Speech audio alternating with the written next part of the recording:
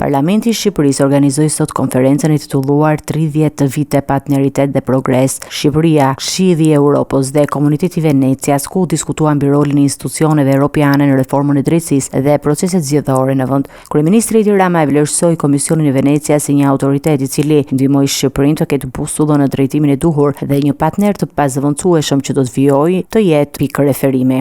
Pa Komisionin e Venecias dhe kontributin e tij do të kishte qenë e pamundur që Shqipëria të ndërmerrte procesin e vettingut, një proces kyç për reformën në drejtësi, një proces që e them me plot gojën sot se nuk është kryer me të njëjtën thellësi në asnjë vend që ngjashëm është përpjekur ta kryejë atë proces, dhe një proces që deri në momentin e opinionit të Komisionit Venecias kishte edhe jo pak kundërshti edhe në rrethet profesionale ndërkombëtare.